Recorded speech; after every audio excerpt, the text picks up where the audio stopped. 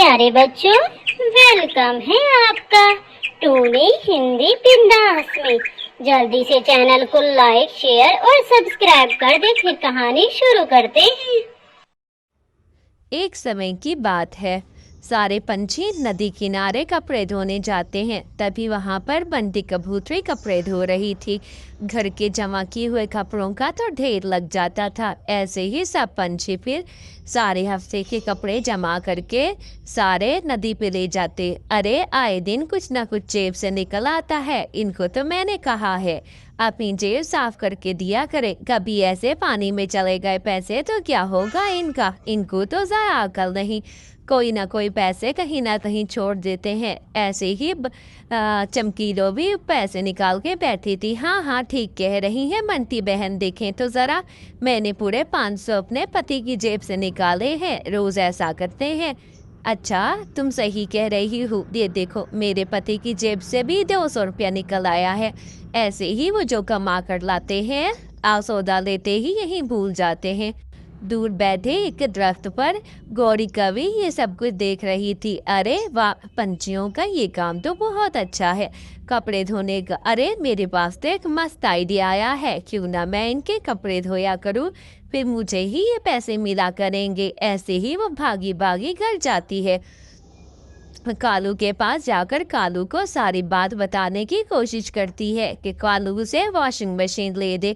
कालू जी, मुझे washing machine ले दे, मैं जंगल के पंछियों के कपड़े धोया करूंगी। देखना फिर खूब पैसे निकलेंगे। हाँ, जो तुमने बात बताई है, क्या वाकई ये सच है? ऐसा ही है, जंगल के पंछियों के जेबों से इतने पैसे निकलते हैं। ठीक है, मैं अभी जाकर ले आता हूँ वॉशिंग मशीन। तुम फिर ऐसा करना, हम जल्द ही अमीर हो जाएंगे। हाँ जी कालू जी, आप बिल्कुल ठीक कह रहे हैं। ऐसा तो करना ही पड़ेगा, वरना हम ऐसे अमीर कैसे हो जाएंगे। चले, आप फिक्र ना करें। मैं आज से ही सारे पंछियों को बता दूंगी कि उनके कपड़े हम धोएंगे। मैं उनके कपड़े ले आया करूंगी और धोया करूंगी। ऐसे ही वॉशिंग मशीन लेकर नदी किनारे गौरी चली जाती है। अरे चमकीलो बहन, ये देखो, अभी अभी नई वॉशिंग मशीन खरीदी है। मैं इनसे कपड़े धोया करूंगी। आप लोगों ने धुलवाने हैं क्या कपड़े? मैं रोज़ कपड़े धोया करूंगी। आप जितने मुनासिब पैसे हो दे दिया करना मुझे, मैं रोज़ धोया करूंगी। ठीक है गौरी बहन, शाम को आकर ले जाना कपड़े। और मुझे 2 दिन बाद ही धुलवाने होते हैं। आप 2 दिन बाद खुद लेने आएंगी या फिर मैं आपको दे जाया करूं? अगर कालू जी फ्री हो तो उनको भेज दिया करें। ठीक है बहन। ऐसे ही गौरी जेबों में देखना शुरू करती है, मगर पैसे तो नहीं निकलते। ये क्या बात हुई? पंछियों ने तो पैसे निकले थे पहली दफा, अब क्यों नहीं निकल रहे? जब वो कपड़े धोते हैं तो पैसे निकल आते हैं, और मैं धो रही हूँ तो कुछ खाली जेबें हैं।